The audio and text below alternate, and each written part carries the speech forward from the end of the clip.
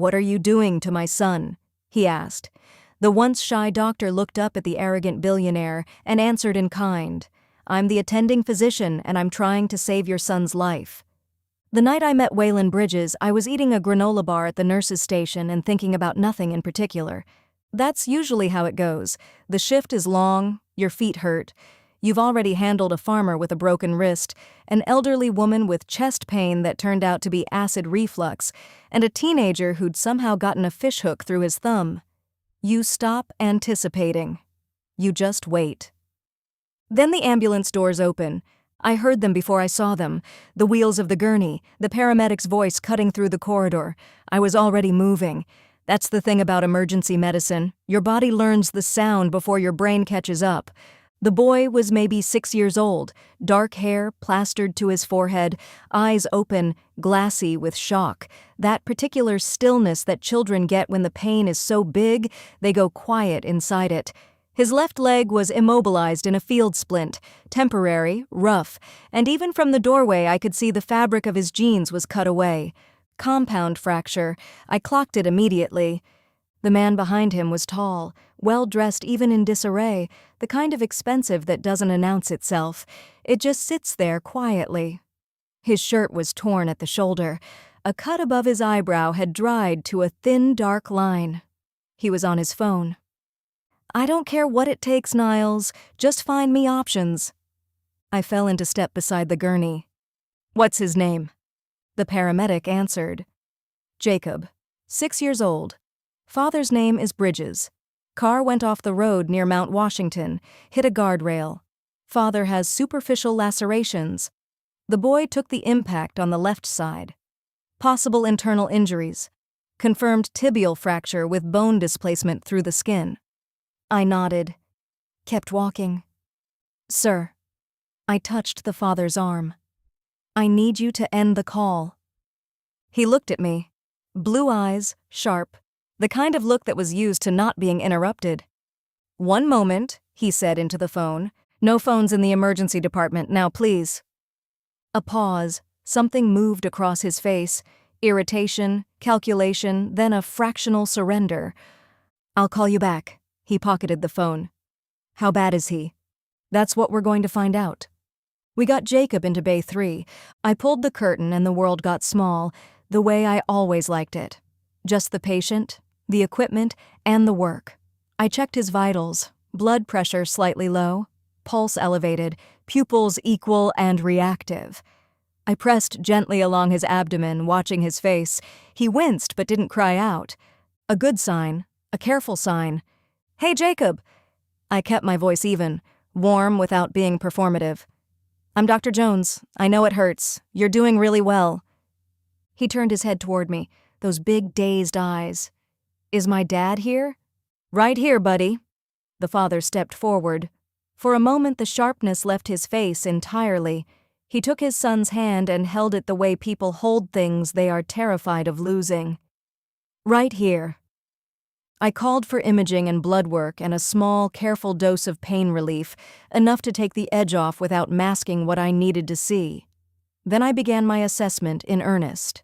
Methodical, thorough, the way I had been trained to be, the way I had trained myself to be, which was not always the same thing. Waylen Bridges stood at the foot of the bed, then the side, then back to the foot. He was a man who needed to be doing something, and there was nothing for him to do. "How long is this going to take?" "As long as it takes," I said. "That's not an answer. It's the only accurate one I have right now." I didn't look up. "I need to rule out internal bleeding before I can tell you anything definitive. Can I—" He glanced toward the curtain.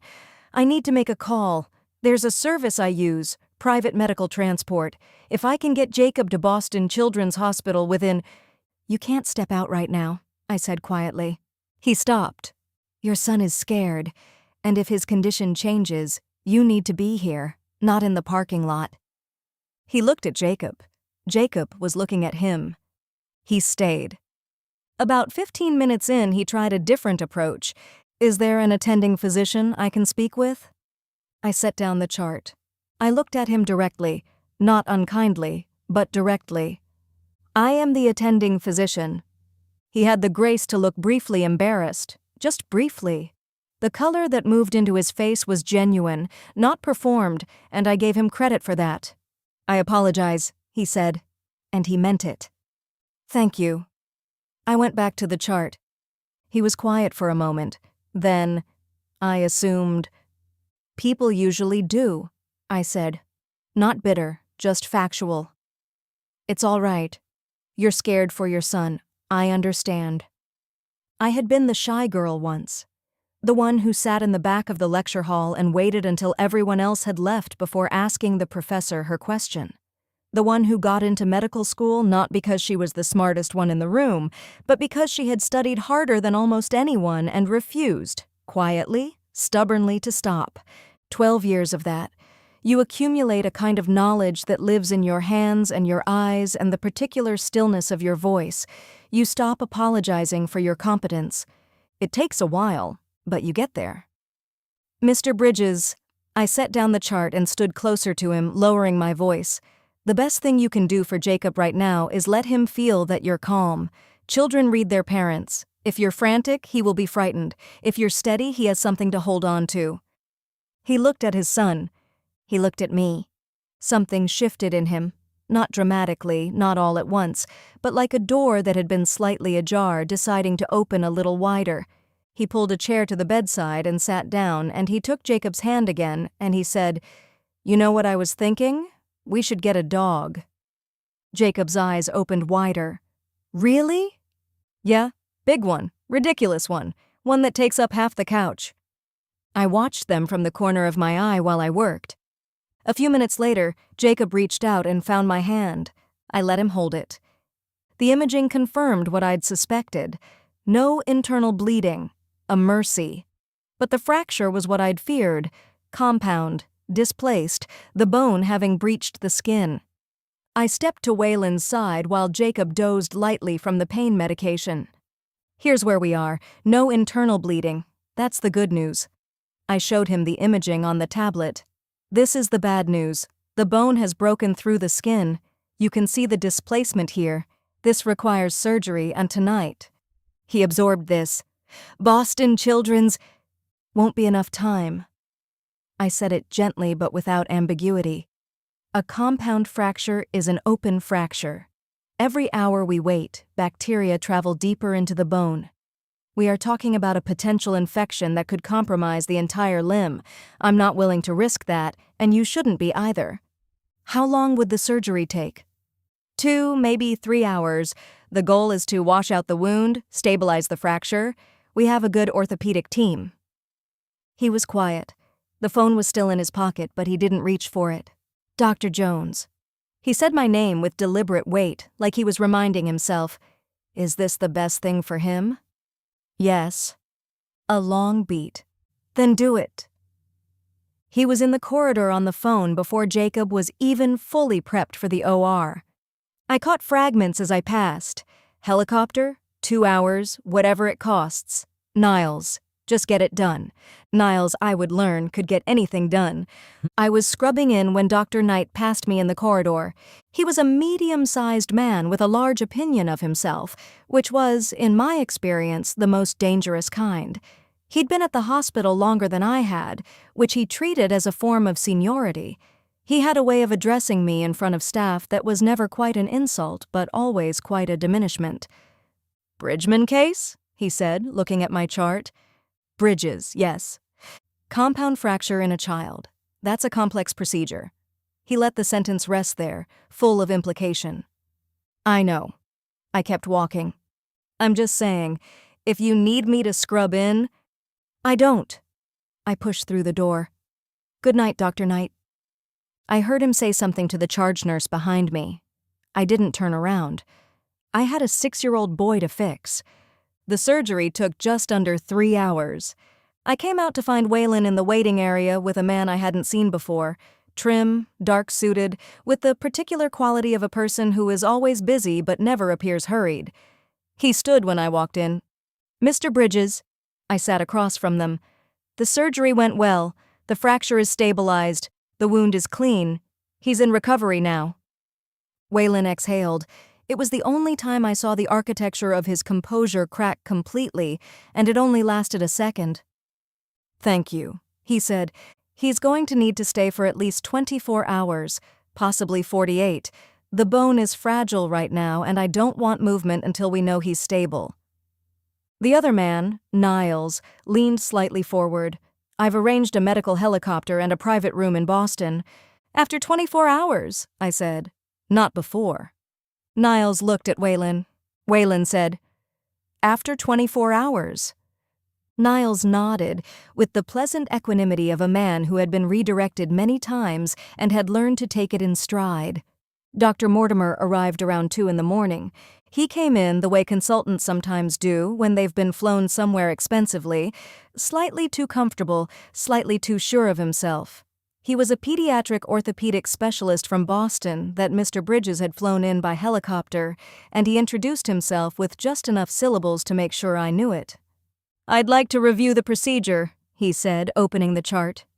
"You don't have privileges here," I told him. He looked up. "You're welcome to review the chart as a courtesy, Dr. Mortimer. You're not authorized to alter orders or direct care. If you have clinical concerns, you raise them with me." He held my gaze for a moment. Then he looked back at the chart. He was thorough. I'll give him that. He went through everything. The imaging, the surgical notes, the post-op orders.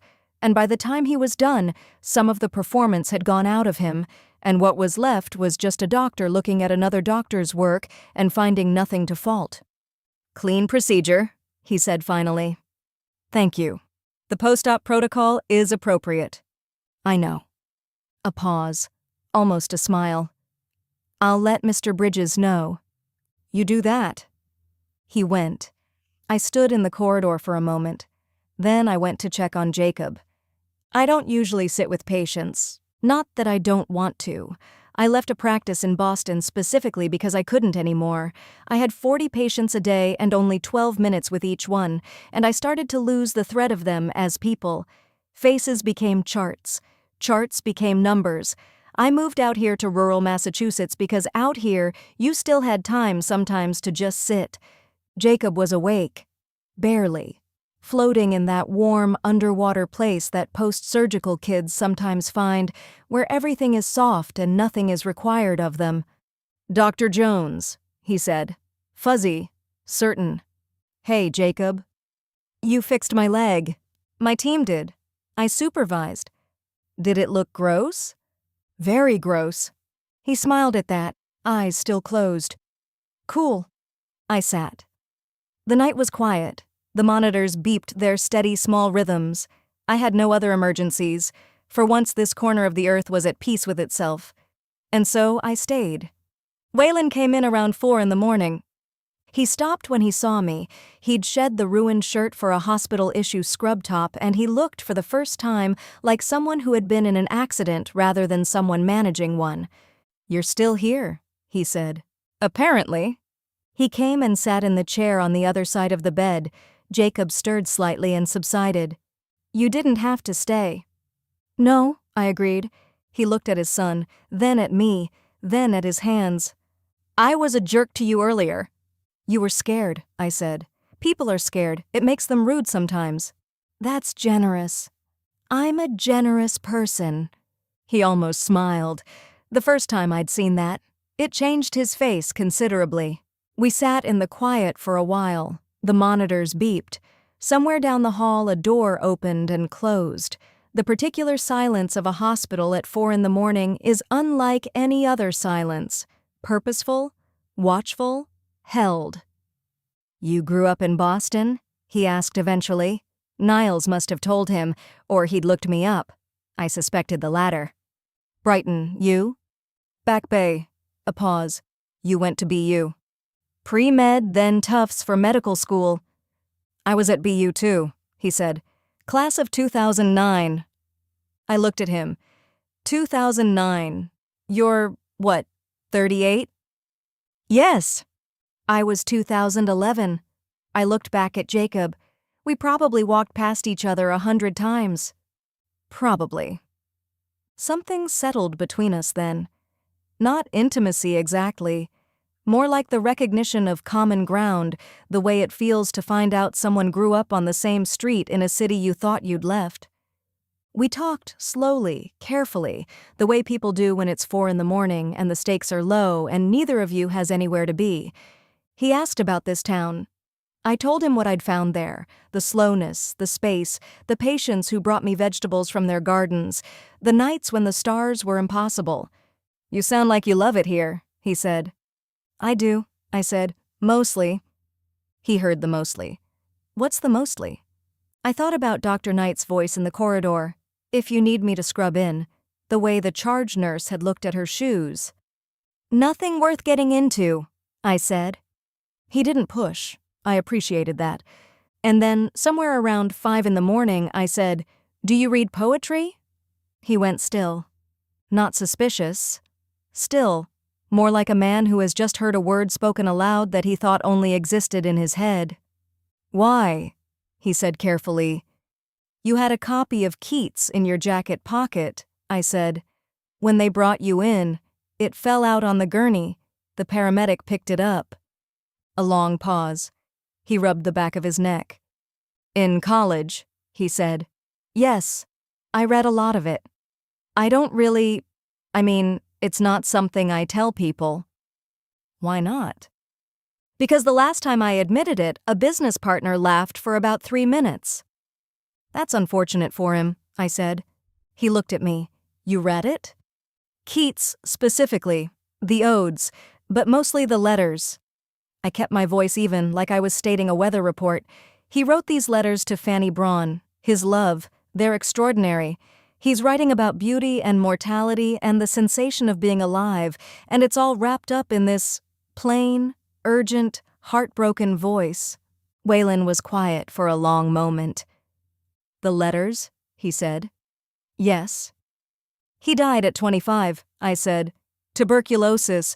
He knew he was dying. He wrote to her that he was almost afraid to dwell on them. They are such beautiful, passionate things." "Some of those letters were stolen," Waylen said. "Years ago, from a private collection in England. I know, it's devastating to think something that precious just—" "They recovered them," he said. I turned to look at him. 6 months ago," he said. "A private auction. They were authenticated. 7 letters. I saw an article about it before." He stopped, glanced at Jacob. "Before all this." I sat with that for a moment. 7 letters, 7 more pieces of a voice that had almost been silenced entirely. "That's extraordinary," I said quietly. "Yeah," he said, and I noticed for the first time that he was looking at me the way people look at windows when they're surprised by the light coming through them. Jacob shifted in his sleep, made a small sound. We both looked at him. "He likes you," Waylen said. "He's easy to like back. He's never warmed to strangers quickly, not since his mother—" He stopped, started again. "It's been a few years, just the 2 of us." I didn't fill the silence. Sometimes silence is the most respectful thing. "He called you Dr. Amy earlier," Waylen said. I laughed despite myself. "I heard. He can't say Amari yet." "He can. He just prefers not to." Waylen smiled properly this time, full, unguarded, and it was the kind of smile that does something to the room it's in. Outside, the skies were beginning their slow turn toward dawn. I didn't go home that night. I stayed until Jacob woke up, and then I went to make rounds, and the whole time I felt the strange, charged stillness of a night that had changed something without asking permission first. They airlifted Jacob home 30 hours later. He cried, not from pain, from something more specific. "I want Dr. Amy," he said, over and over, to Waylen, to Niles, to the private nurse who came with the helicopter. "I want Dr. Amy." Waylen looked at me over his son's head with an expression I couldn't fully read. "I'll arrange something," he said. I thought that was the end of it. It was not the end of it. 3 days later, Niles called the hospital. Then Waylen called. Then Jacob apparently threw his entire breakfast at a private physician who wasn't me, which, from what Niles described, was frankly impressive for a child with a broken leg. "He needs consistency right now," Waylen said on the phone. You are his doctor. He trusts you. I'm not asking you to leave your work there. I'm asking if you'd be willing to continue his care here. Here meaning? We're coming back to you, he said, which is how Waylen Bridges, who had a townhouse in Boston's Back Bay and an apartment in New York, and as I would later discover, several other properties whose existence I hadn't even guessed at, rented the largest house in the southwest corner of Massachusetts and moved his operation 4 hours from the city so his 6-year-old son could have continuity of care. The house was absurd. A converted estate on 20 acres, 6 bedrooms, a library. Niles had set up a full office in the East Wing within 48 hours. There were 2 private nurses rotating in shifts, and within a week, a physical therapist named Carl, who drove up from Hartford 3 times a week and had the particular brand of cheerful aggression that physical therapists always seem to cultivate. I visited in the evenings after my hospital shift. That was when the house calmed down. The nurses were doing their handoff. Niles retreated to the office. Waylen, if he was there, moved from the kitchen to Jacob's room to the back terrace with the particular restlessness of a man whose body knew it was supposed to be in 3 places at once. Jacob and I played cards. We read. He liked the same 2 picture books over and over with a devotion I found both touching and mildly maddening. He told me in great detail and with serious authority everything he knew about dinosaurs, which was considerable. The T-Rex, he told me one evening, with the gravity of a small professor, had arms, but they didn't work very well. That's very unfortunate for the T-Rex, I said. It still ate everyone, though. A lesson there somewhere. He thought about it. What lesson? That you don't need everything to work perfectly to be formidable. He considered this, then he went back to his dinosaur book. Niles found me in the kitchen one evening making tea. Niles was, I want to be precise here, a devoted, impeccably capable assistant who was funny without trying to be. He was elegant in a slightly baffled-by-the-world way.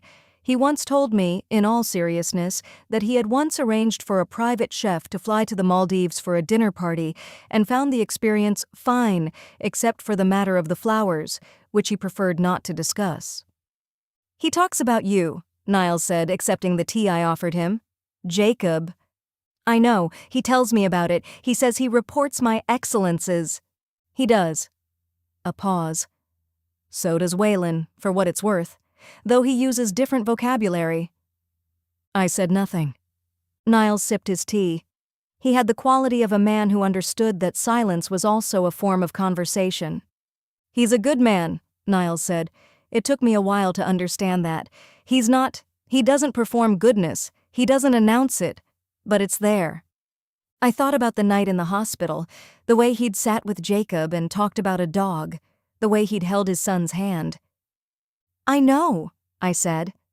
The thing about watching someone with their child is that it bypasses all your usual defenses. I saw Waylen Bridges in boardroom mode twice, once on a video call, once when a contractor came to the house with some issue about the heating system. He was decisive and precise, and there was something in his manner that made it very clear the conversation had a terminus, and he had already located it.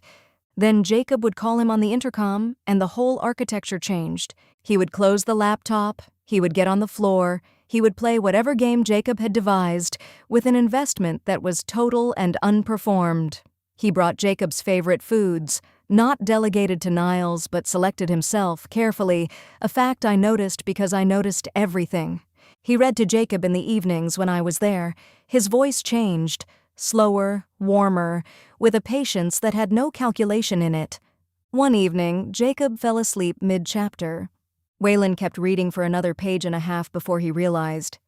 He looked up, caught me watching. He closed the book quietly. We went to the kitchen.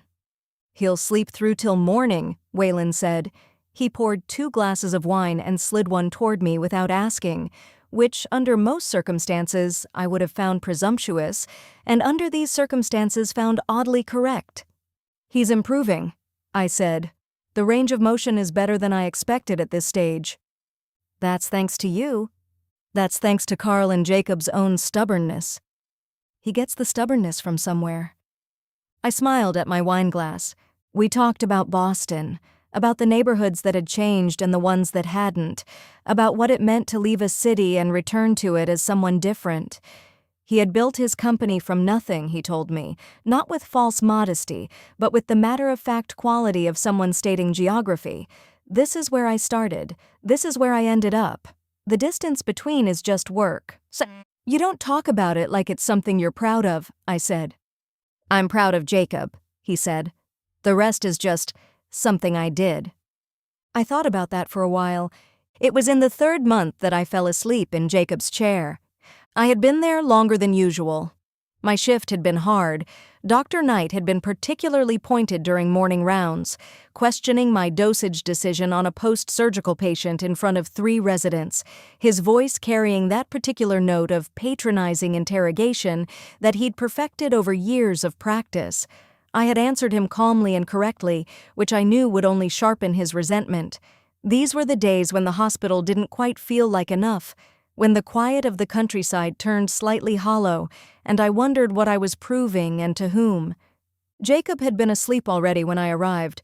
I'd checked his vitals, sat down in the armchair by his bed, and the next thing I knew, the room was dark. It was late, and there was a hand on my shoulder, gentle.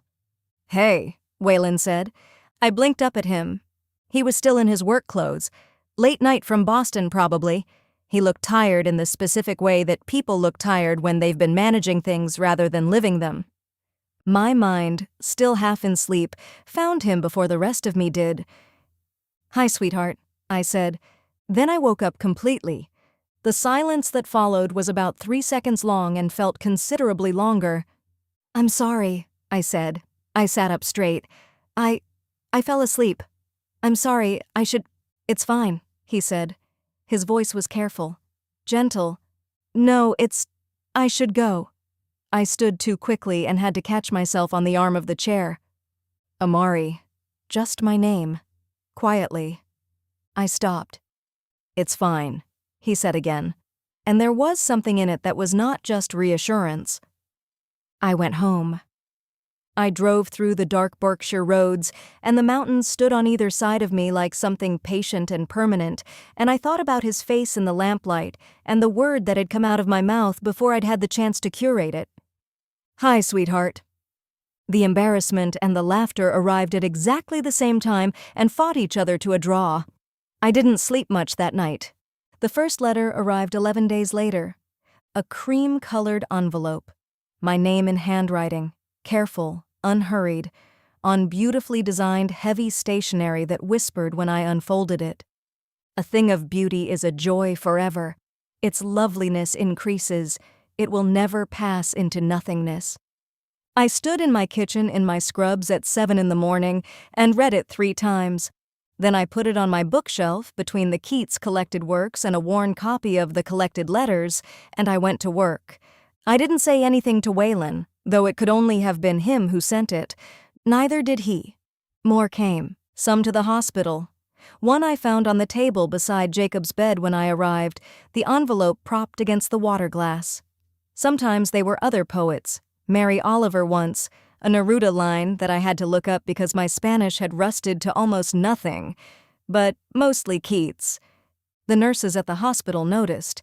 Specifically Janet from the front desk, who had the information-gathering instincts of a very small intelligence agency. "Fancy envelopes," she said, handing me one. "Someone courting you, Dr. Jones?" "Someone has excellent stationery," I said. "Same thing?" she said. Dr. Knight noticed too. I saw him clocking the envelope once, his eyes narrowing slightly, but there was nothing he could say about it, so he said nothing, which was briefly satisfying. The shy girl came out every time I received a letter. That's the thing about being seen by someone. You go a little quiet. You become suddenly aware of the space your hands occupy when you're not sure what to do with them. I was 36 years old and I had spent most of my life being competent and purposeful, and then someone started leaving Keats on my nightstand, and I turned, temporarily, back into the girl in the back row of the lecture hall. But I noticed that I didn't mind. The butterfly letter arrived on a Thursday. I opened it at the kitchen table with a cup of coffee and I read, I almost wish we were butterflies and lived but 3 summer days. 3 such days with you I could fill with more delight than 50 common years could ever contain. I set down my coffee. I read it again. I knew most of Keats. I had the collected works. I knew the letters, the published ones, the famous ones, the fragments. I had read everything. This I had never read.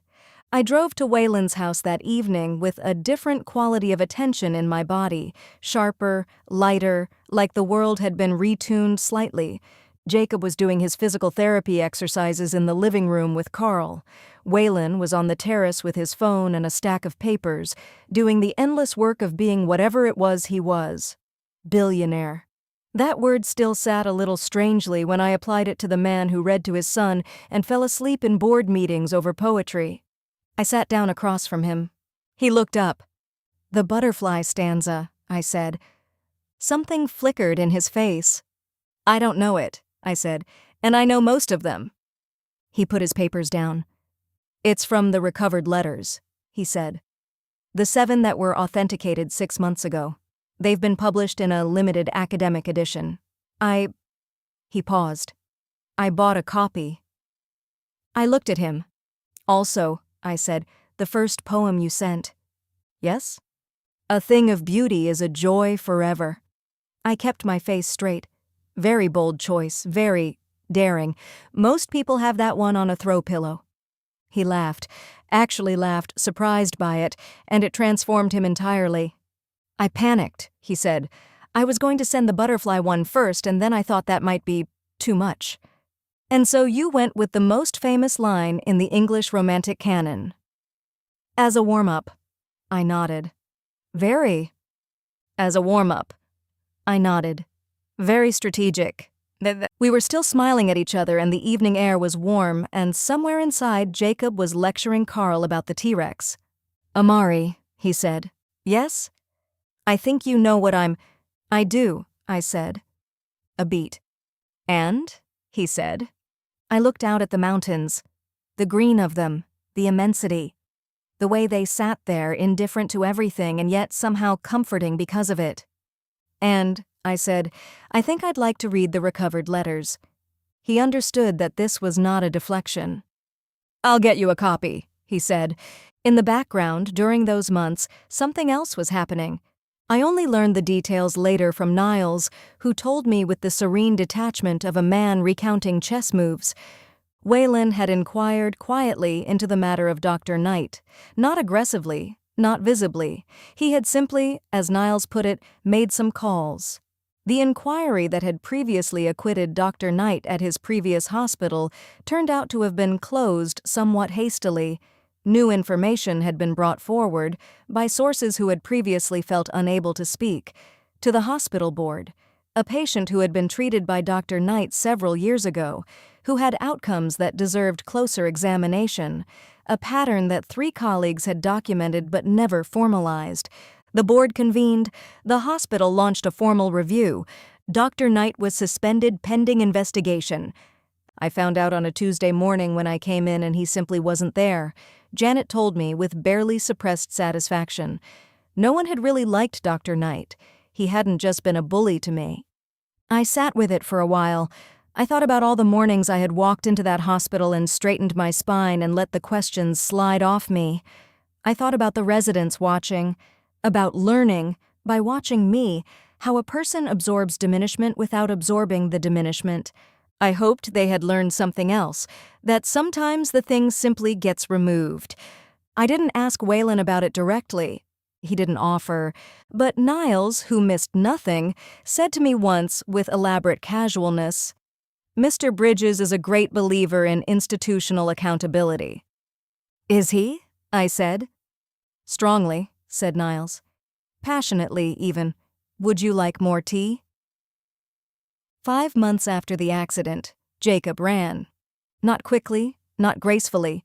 Carl shouted at him from the lawn, but he ran, and his leg held, and he laughed with a volume that I heard from the kitchen window. I stood at the window and watched. Waylen appeared beside me, close enough that I could feel the warmth of him. "He's going to destroy Carl," he said. "Carl will survive. He's used to patients who think they've already healed. He has healed. Mostly, I said. We watched Jacob tear in a small, unsteady arc across the lawn, the September light coming down through the maple trees and turning everything amber. I need to ask you something, Waylen said. I know. I want you to come back to Boston. I kept looking at the window. Not to move in with me, not right away. That's not... He paused, recalibrated. I've been in discussion with Brigham and Women's about funding a small unit, 12 beds, focused on complex cases with a high patient-to-physician contact model, extended care, continuity, the kind of practice you left Boston to find and ended up finding out here instead. A pause. I'd like you to run it. I turned to look at him. Jacob and I would be close by, he said. And I would like that. Very much. But that's separate. The unit stands on its own terms. You'd have full clinical autonomy. I want you to have the practice you deserve, and I want you to be near. The shy girl in me went very quiet and very still. The doctor in me did a fast clinical assessment and determined that the proposal was structurally sound and the intentions were genuine. The woman who had been reading Keats since she was 19 years old and had been waiting without quite admitting it for someone who understood why, she was the one who spoke. Boston, I said. Boston, he said. Give me 2 weeks to arrange coverage here. I'll give you whatever you need. I drove to the hospital that had been my home base one last time on a Saturday morning. The mountains were doing their October thing, that unreasonable beauty, the maple trees gone fully gold and red, the air cold and clear and carrying the smell of wood smoke and leaves. I pulled over once just to look. I had done this dozens of times in the years I'd been here. I would miss this specifically, not abstractly, but this roadside, this view. I drove on. His house in Boston was, large is not quite the word. Niles showed me in because Waylen was on a call. The entrance hall had art on the walls that I recognized, and a staircase with the effortless proportions of something built a century ago by someone who believed space was a form of care. Jacob came around the corner at speed and crashed directly into me. "Dr. Amy," he announced, as though he'd been waiting to say this exact thing all day. "I have a dog." "You don't have a dog," Waylen said, appearing in the doorway with his phone still in his hand. "I have a future dog," Jacob said. "We've agreed on it." "We have not." "In principle." Waylen looked at me. I looked at Waylen. Something passed between us that was light and warm and entirely without complication. "Big and ridiculous," I said to Jacob. "Those were the parameters." Jacob pointed at me. "She knows."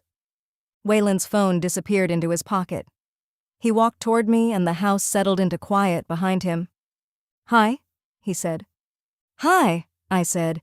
I had been the girl in the back row, the one who wasn't the smartest or the quickest, who had answered every question she was ever afraid to ask and built, out of that accumulated courage, something that held. I had driven 4 hours from a town most people had never heard of, with 2 boxes in my car and a copy of the recovered Keats letters on the passenger seat, and I had arrived here, and the door was open and the light was on. That was enough. That was more than enough. The day I stopped being a stranger to my own life, it started with an ambulance, a broken bone, and a 6-year-old boy who couldn't say my name right. Turns out that's all you need.